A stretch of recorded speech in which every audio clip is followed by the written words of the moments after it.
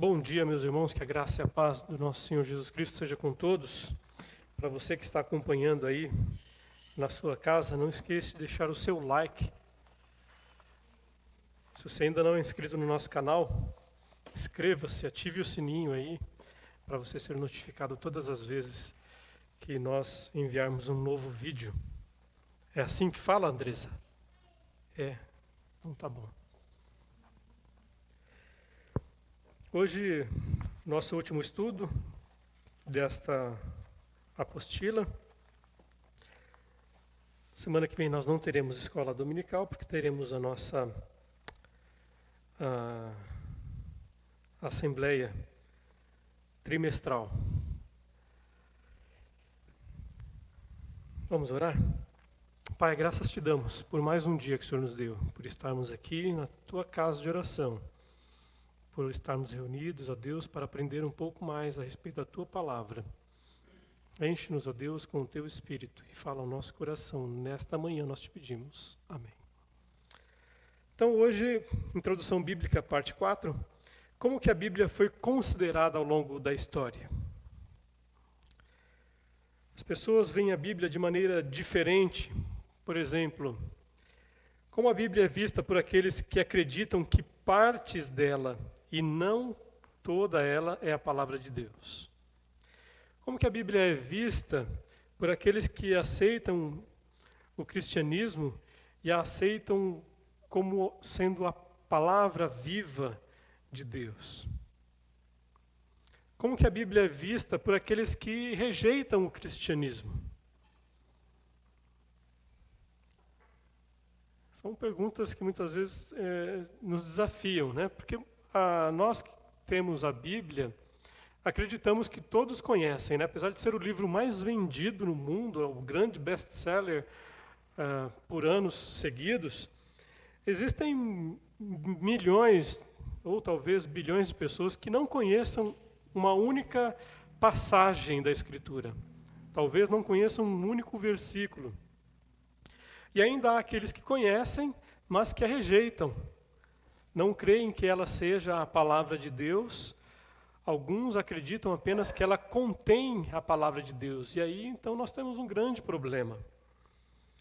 A proposta da apresentação de uma visão panorâmica da Bíblia inclui saber algumas informações a respeito disso, informações históricas de maior destaque acerca do assunto, principalmente com relação à postura das pessoas com relação a ela. Nem todo mundo crê na Bíblia, nem todo mundo aceita o que está escrito nela. Alguns dizem, né, que papel aceita tudo. O mais triste disso é que essas pessoas que falam isso não poderão usar esse argumento quando chegarem diante de Deus.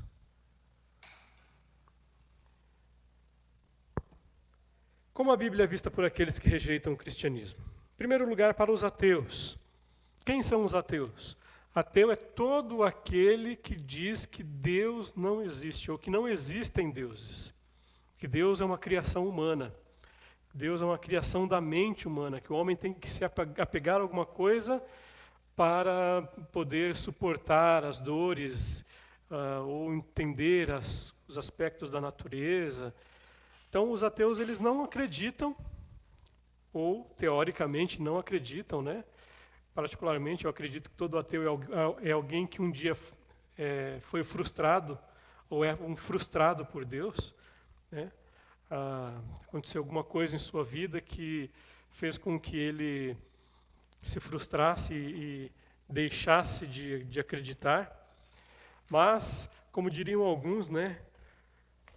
Na hora do aperto, até o ateu acredita em Deus, né? Porque ele vira e fala, meu Deus. Então, os ateus, eles entendem que a Bíblia é um livro qualquer, como as obras de Shakespeare, como Platão, como Sócrates, como qualquer livro que uma pessoa possa escrever. Para os ateus, as evidências bíblicas não são confiáveis, são refutáveis, em alguns casos são considerados até mesmo fraude, apesar de muitas coisas que estão na Bíblia já terem sido comprovadas historicamente. Algum tempo atrás eu assisti um filme de um homem que, depois da sua esposa se converter ao cristianismo, ele tenta de todas as formas refutar a Bíblia, refutar que Jesus Cristo de fato existiu e que ele é o Filho de Deus. E ao final de toda a sua pesquisa, ele, enfim, se rende a Deus e fala assim, ó, não tem como não crer, né? E muitas vezes é assim que alguns chegarão a Deus. Mas, de fato, para nós que cremos, a Bíblia é a palavra de Deus. Para o ateu, ele pode acreditar apenas que é um livro e ler a Bíblia, muitas vezes, sem qualquer compreensão, como se de fato fosse apenas um livro. Para os agnósticos, quem são os agnósticos? São aqueles que dizem assim, pode ser que exista Deus, mas pode ser que não exista. Então, eles não creem e nem duvidam da existência de Deus. E aí, então, os agnósticos dizem que não sabem se a Bíblia é a palavra de Deus e que é impossível sabê-la. Pode ser que seja, pode ser que não seja. Para diversos outros grupos religiosos, há a rejeição da Bíblia como sendo a palavra de Deus, porque algumas outras religiões têm os seus próprios livros, alguns escritos, como, por exemplo, os muçulmanos que têm o Alcorão, os hindus que têm os Vedas, o Mórmon que usa não apenas a Bíblia, ou usa a Bíblia de forma conveniente, da forma que acham que deve usar, mas cujo principal livro é o livro de Mórmon, que tem inclusive uma autoridade maior do que a própria Bíblia.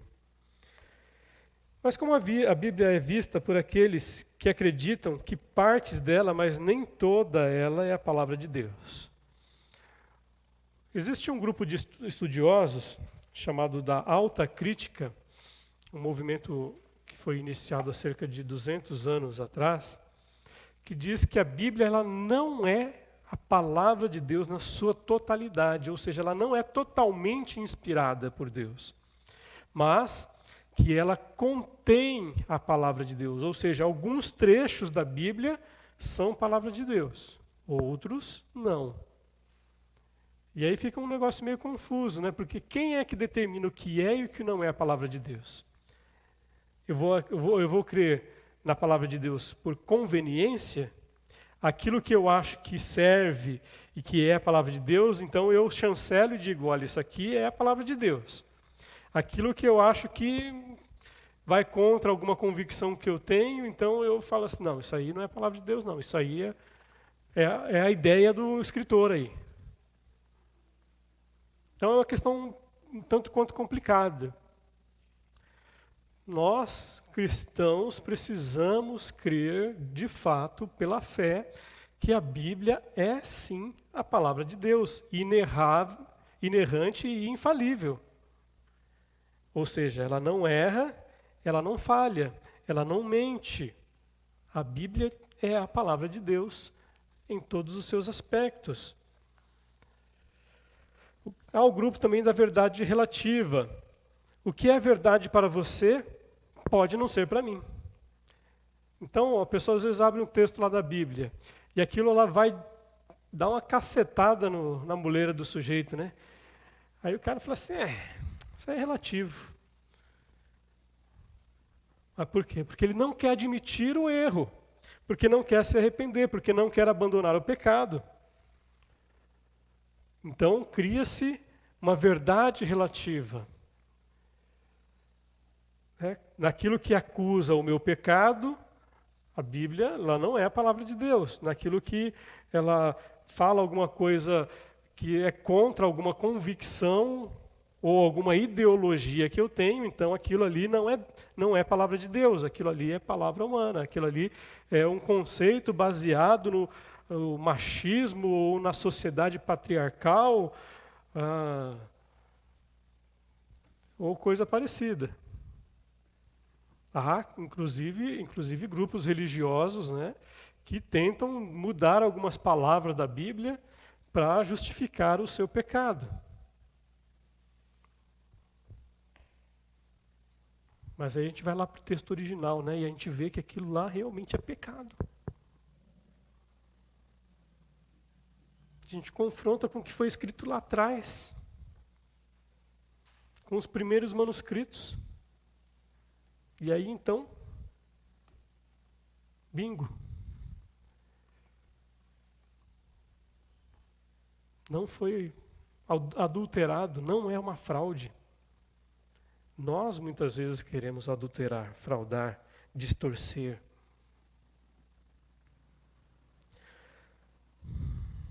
O que é verdade para você pode não ser para mim. É uma característica muito forte dentro da considerada sociedade pós-moderna ou na pós-modernidade. Alguns dos principais grupos religiosos que fazem parte da ramificação do cristianismo, mas que se utilizam da Bíblia com parcialidade e não a têm como única regra de fé e prática. Em primeiro lugar, aqui nós queremos destacar o grupo dos testemunhas de Jeová, considerados por alguns como evangélicos, por outros como seitas, mas os testemunhas de Jeová eles rejeitam enfaticamente a doutrina da Trindade e usam parcialmente a Bíblia. É uma religião fundada por Charles Taze Russell e se utilizam de traduções adaptadas para apoiar as suas doutrinas. A Bíblia dos Testemunhas de Jeová, elas têm algumas sutis distorções para confirmar algumas teses e teorias que eles têm, mas se pegarmos o texto original, a gente vai ver que a tradução ela está errada. Ela está distorcida para dizer o melhor, né? Sim.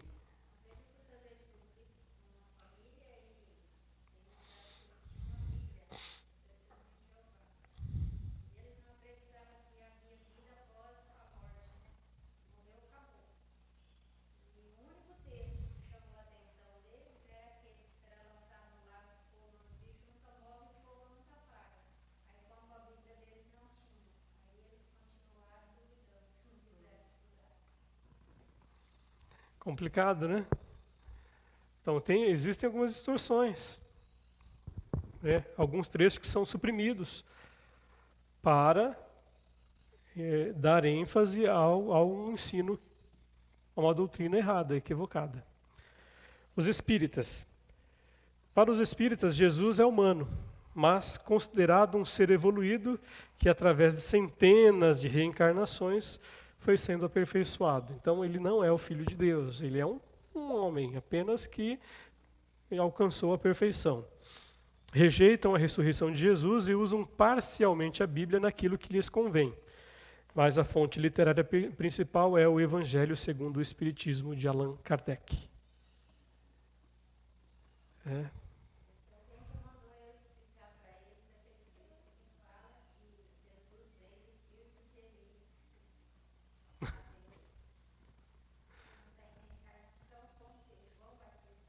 Uhum.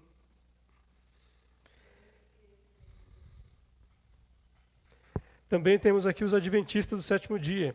Acreditam na Bíblia, mas a interpretam à luz das revelações recebidas pela senhora Ellen Goldwhite, considerada como profetisa por eles. Hoje, de certa forma, Ellen White ela tem caído um pouco em descrédito, mas ainda muitos são firmes e ferrenhos defensores de Ellen.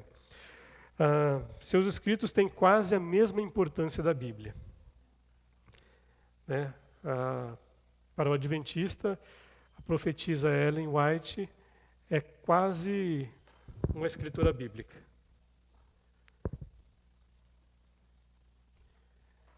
E de vez em quando a gente tem que ficar refutando algumas coisas que chegam até nós. Os Mormons. A Igreja de Jesus Cristo dos Santos dos Últimos Dias usam a Bíblia convenientemente, mas a sua fonte principal são as tábuas, ou as obras padrão.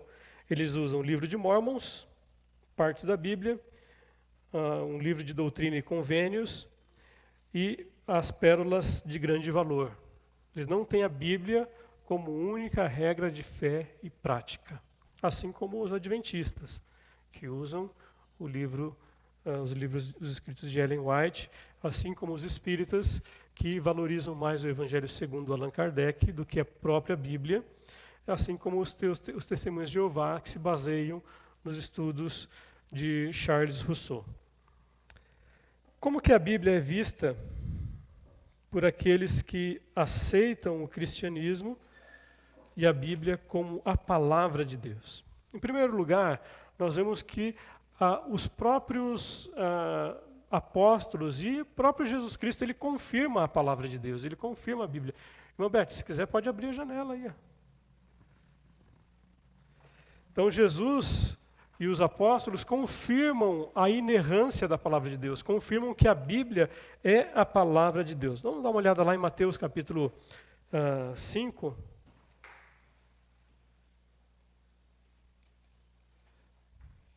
Eu pedi para desligar o ar, porque aqui o vento fica forte na careca, né?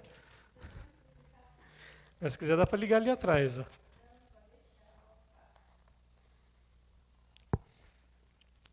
Capítulo 5, 17 diz assim: Não pensem que vim revogar a lei ou os profetas. Não vim para revogar, mas para cumprir. Porque em verdade lhes digo, até que o céu e a terra passem, nem um i ou um tio jamais passará da lei, até que tudo se cumpra. Aquele, pois, que desrespeitar um destes mandamentos, ainda que dos menores, e ensinar os outros a fazer o mesmo, será considerado mínimo no reino dos céus. Aquele, porém, que os observar e ensinar, esse será considerado grande no reino dos céus. Então, aqui Jesus Cristo próprio, ele confirma a exatidão e a inerrância da Bíblia. Ele atesta que toda a palavra de Deus é inspirada, que ela há de se cumprir e que nada dela pode ser tirado. Lucas capítulo 22, 37...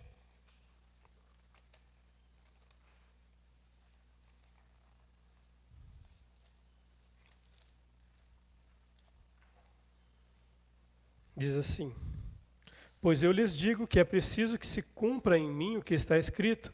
Ele foi contado com os malfeitores, pois o que a mim se refere está sendo cumprido.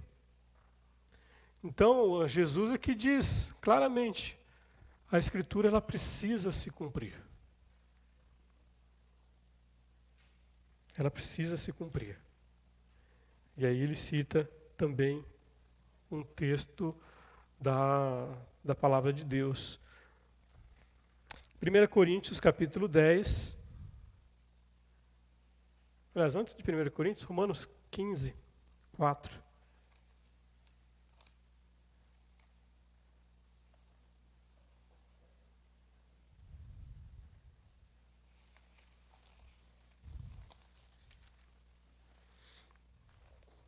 Diz assim: Pois tudo o que no passado foi escrito para o nosso ensino foi escrito a fim de que, pela paciência e pela consolação das Escrituras, tenhamos esperança. Olha que coisa fantástica Paulo está escrevendo aqui. Pois tudo o que no passado foi escrito para o nosso ensino foi escrito. Então, para que foi escrita a Bíblia? Para nos ensinar. Para que foram deixados exemplos na Bíblia? Para nos ensinar. Por que foi falado na Bíblia aqui que Davi foi um adúltero, um assassino? Para nos ensinar, pelo exemplo negativo de Davi, aquilo que nós não devemos fazer. Por que a Bíblia nos fala aqui sobre a fraqueza de Elias, quando ele foge de Jezabel? Para mostrar que nós, cristãos, também podemos entrar numa espiral depressiva. Que não somos super-homens ou super-mulheres, mas somos pessoas de carne e osso que estão sujeitas às fraquezas da nossa vida. Às dificuldades, às dúvidas. Se não vigiarmos, nós vamos pecar. Então a Bíblia ela foi escrita para nos inspirar, para nos ensinar. 1 Coríntios 10, 1 diz: Ora, irmãos, não quero que vocês ignorem que os nossos pais estiveram todos sob a nuvem e todos passaram pelo mar. Ou seja, está escrito o que aconteceu no passado. Está escrito aquilo que aconteceu com o povo de Israel. E isso serve também para o nosso ensino. 2 Timóteo capítulo 3, esse é um texto clássico, né? fala que toda a Escritura é divinamente inspirada, diz assim: toda a Escritura é inspirada por Deus e é útil para o ensino, para a repreensão, para a correção, para a educação na justiça, a fim de que o servo de Deus seja perfeito e perfeitamente habilitado para toda boa obra. Então, o cristão verdadeiro, ele não acredita que a Bíblia ela é em partes a palavra de Deus. Ele crê que a Bíblia é a palavra de Deus. Em sua totalidade. Até mesmo aqueles textos que parecem ser os mais difíceis de compreender, eles são a palavra de Deus. Eles nos inspiram. Eles mostram o caráter de Deus. Também os testemunhos de líderes históricos, como Agostinho, Lutero, Calvino, Wesley, que atestaram a veracidade da palavra de Deus, a transformação profunda que Deus gerou em suas vidas. As confissões de fé da igreja ao longo da história, o credo apostólico,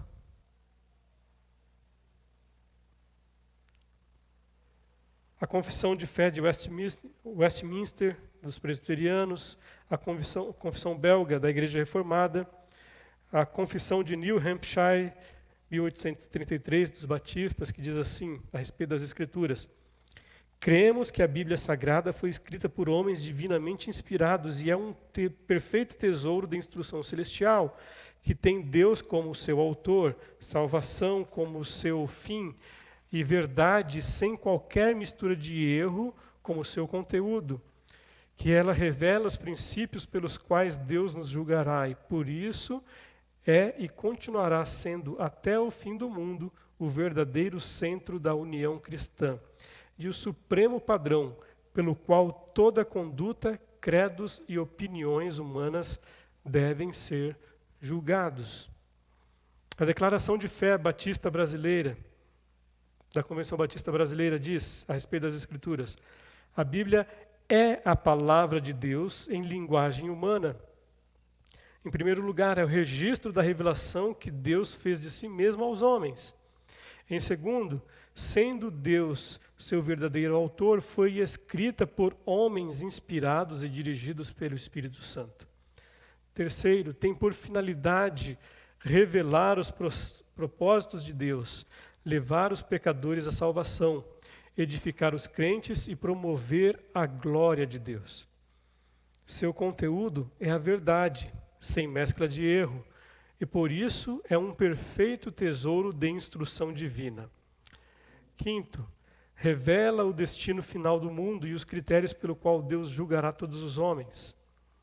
Sexto, a Bíblia é a autoridade única em matéria de religião, fiel padrão pelo qual devem ser aferidas as doutrinas e a conduta dos homens. E sétimo, ela deve ser interpretada sempre à luz da pessoa e dos ensinos de Jesus Cristo. Não tem como interpretar a Bíblia sem olhar para Jesus, sem ver que toda a palavra de Deus lança a luz ou converge ou aponta para Jesus.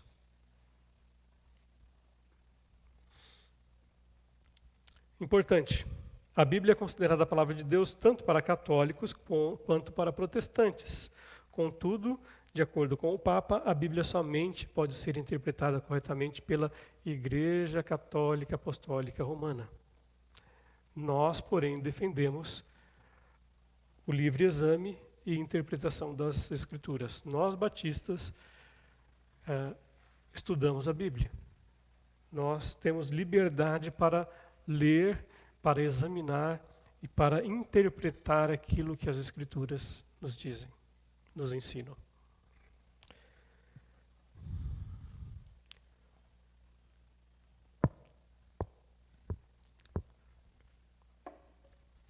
Qual é a mensagem da Bíblia?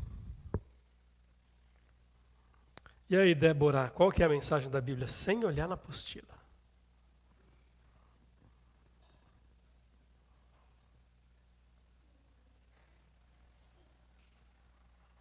Enquanto a Débora pensa, fala aí, Beth.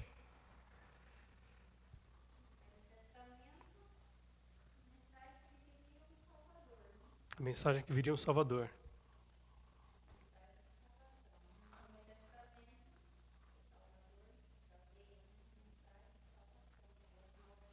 Uhum.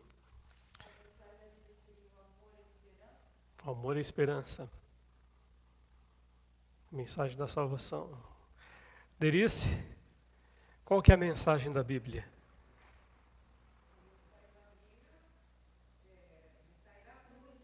A mensagem da cruz.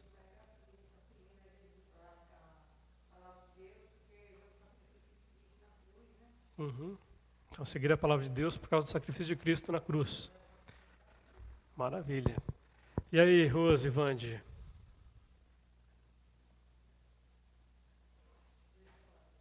Três palavras.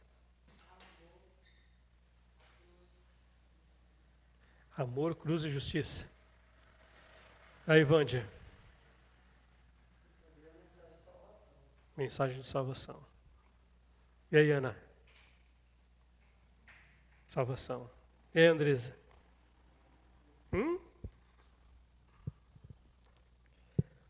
Ok. Os irmãos estão certos, é tudo isso aí. Tudo junto. Tudo junto e misturado. Oi?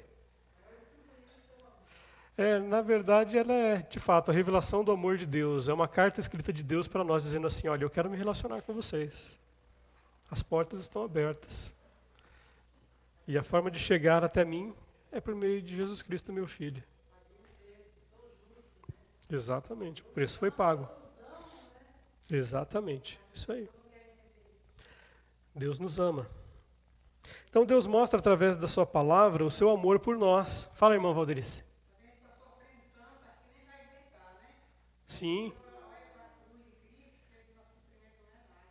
Exatamente. Mesmo quando a gente olha para a cruz de Cristo, nosso sofrimento não é nada.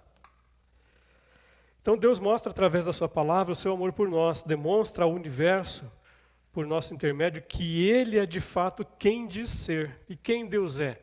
Santo, amoroso, justo, misericordioso, imutável, onisciente, onipotente, onipresente, verdadeiro, fiel. Deus é tudo isso e muito mais. Nós poderíamos ficar aqui buscando palavras as mais diversas para descrever o caráter, a bondade e a misericórdia de Deus, tudo que Ele é, e ainda assim faltariam palavras para descrevê-lo. Porque Deus, até mesmo porque Deus ele é indescritível. Como diz aquela música, né? Do crente ao ateu, ninguém explica Deus. Então a mensagem da Bíblia, ela é essa mensagem de amor de um Deus que criou todas as coisas, mas que nos criou a sua imagem e semelhança e se importa conosco. E quer se relacionar conosco. O propósito de Deus na revelação é fazer amizade conosco, ter relacionamento conosco. Foi com essa finalidade que Ele criou os seres humanos racionais, à sua imagem, capazes de pensar, ouvir, falar e amar. O Senhor queria a afeição e amizade genuína, recíproca, um relacionamento entre pai e filho. Ele nos fala simplesmente para cumprir o propósito para o qual fomos criados, que Deus se alegra em nos dar dons e nós nos alegramos em dar-lhe graças. Deus tem propósitos de religar o homem a Ele novamente e através de Jesus salvar a humanidade da separação eterna. Vamos olhar lá, Efésios capítulo 2, versos 8 a 10. Diz assim: porque pela graça vocês são salvos, mediante a fé. E isto não vem de vocês, é dom de Deus, não de obras, para que ninguém se glorie, pois somos feitura dele, criados em Cristo Jesus para boas obras, as quais Deus de antemão preparou para que andássemos nelas. Olha que mensagem maravilhosa. Então a fé, ela não vem de nós, é Deus que nos capacita, é Ele que dá para nós este dom. A nossa salvação não vem por aquilo que nós podemos dar ou fazer, nem por aquilo que nós podemos ser, mas é Ele que nos concede isso por meio de Jesus Cristo. Fomos feitos por Ele, em Cristo Jesus. E à medida em que nós nascemos de novo, Ele nos capacita a fazermos boas obras, aquelas que Deus preparou para que nós andássemos por meio dela. Colossenses capítulo 2.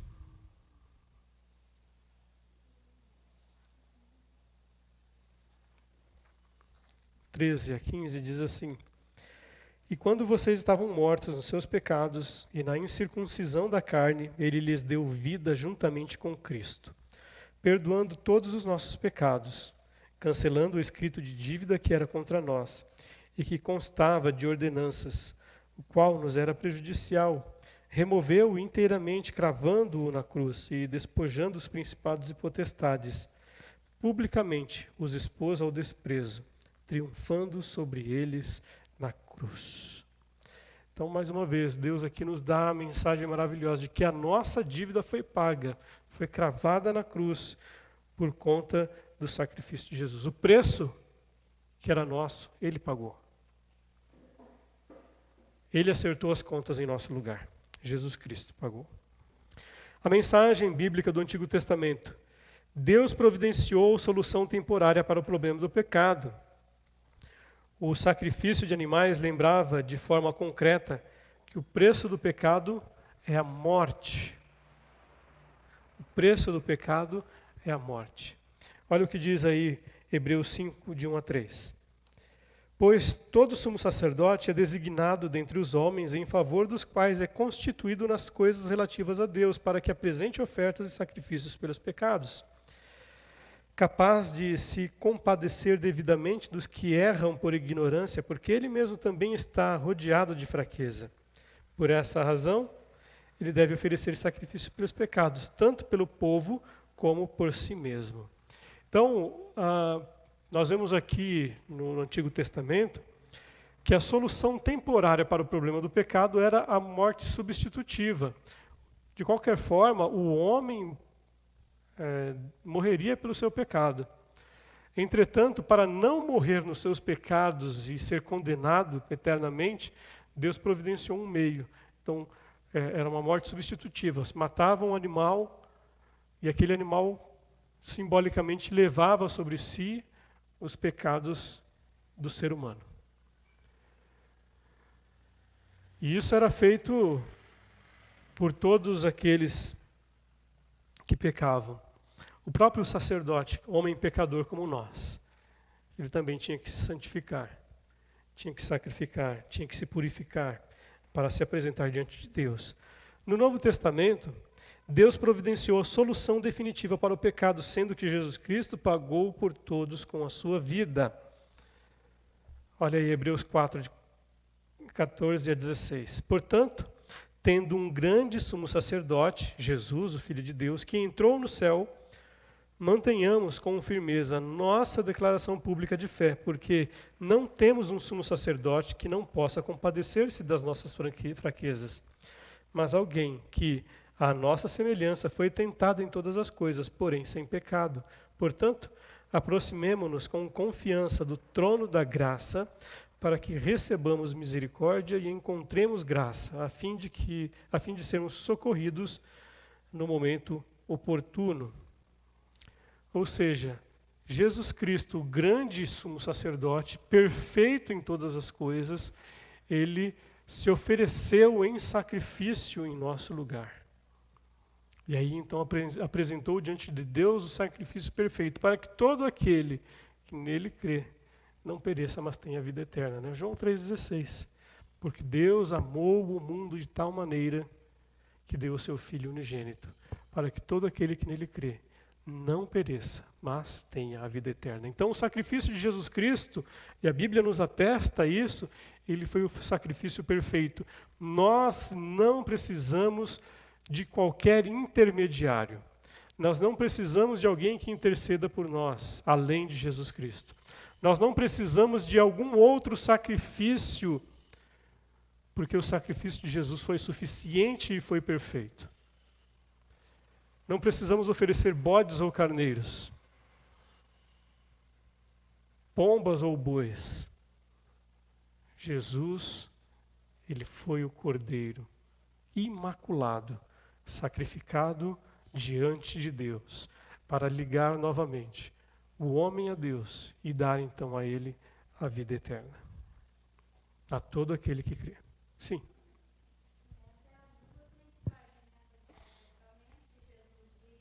Uhum.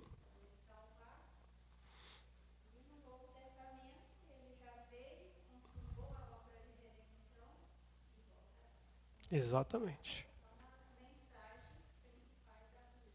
Uhum. Exatamente. Toda a Bíblia ela converge para Jesus Cristo. No Antigo Testamento, revelando que Cristo viria para levar os nossos pecados. E no Novo, que ele veio, morreu, levou os nossos pecados, ressuscitou e está vivo à destra de Deus. Por fim, a Bíblia, ela nos leva também a construir relacionamentos discipuladores saudáveis. Consiste em aprofundar esta relação em uma espécie de imersão na palavra. E tudo precisa ser fundamentado nela. Ok? É isso aí. E assim nós encerramos o nosso módulo 2 do trilho discipular. Depois, no último domingo do mês, nós começaremos o módulo 3. Que Deus nos abençoe. Tenhamos um restante de dia na graça e no amor dele. E até logo mais o culto da noite, às 19 horas.